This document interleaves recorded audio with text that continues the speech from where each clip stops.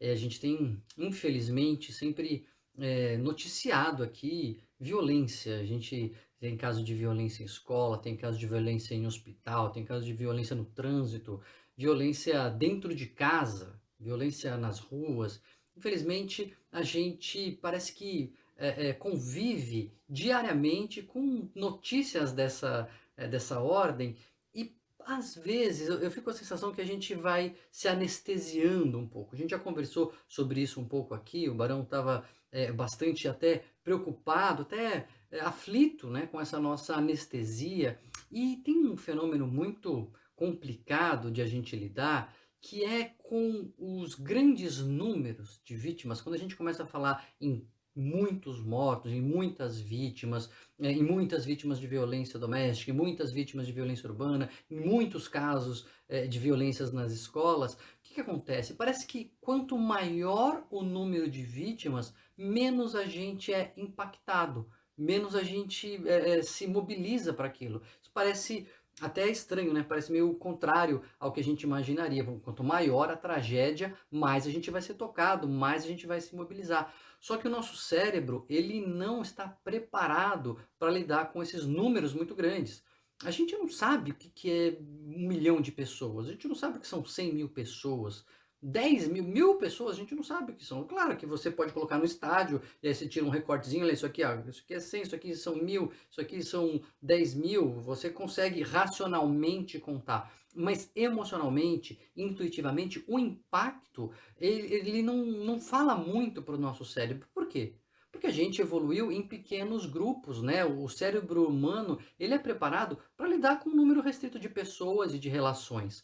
Tanto que os antropólogos, os sociólogos estudam. A gente tem ali de gente próxima mesmo, de gente que você sabe o nome, sabe o que está acontecendo, se casou, se separou, se teve filho, é um máximo aí de 100, 150 estourando uma pessoa que é muito bem relacionada. A gente tem um círculo pequeno, né? Não é pequeno, mas assim, um círculo restrito de relacionamentos próximos que emocionalmente traz impacto para nós. Então, quando isso começa a crescer em números, 1.000 mortos, 10 mil mortos, não sei quantos casos, centenas de casos de pessoas, de vítimas em uma situação ou em outra, parece que isso perde apelo para nós. Perde apelo porque a gente não está preparado para lidar com aquilo e aquele número se torna vazio. Quanto maior o número, parece que menos sentido faz para o nosso cérebro.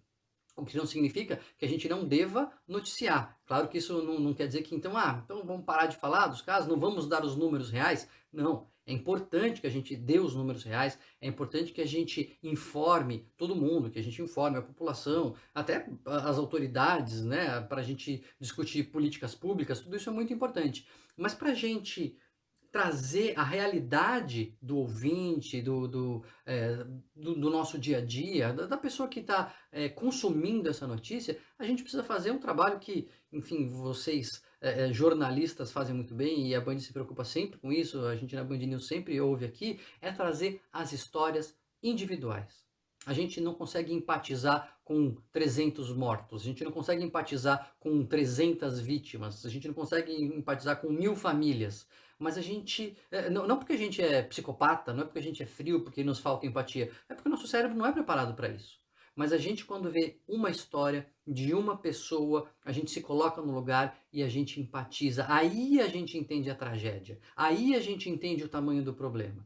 Ou a profundidade do problema. Para entender o tamanho, de fato, a gente precisa dos números completos, dos números grandes. Mas para a gente entender a realidade, o impacto que aquilo tem, a gente precisa entender e ouvir as histórias individuais. Então é importante demais aquilo que a gente faz aqui na rádio, aquilo que a gente resgata e busca as histórias das pessoas. A gente precisa saber os grandes números, mas para a gente ter essa empatia, para a gente entender o grau de sofrimento que todas essas violências trazem, seja em escola, seja no trânsito, seja dentro dos lares, seja nos hospitais, seja onde for, para a gente entender a dor que isso traz, a gente precisa ouvir as pessoas. Isso, felizmente, é um trabalho, quase que um serviço de utilidade pública que a gente sempre ouve por aqui.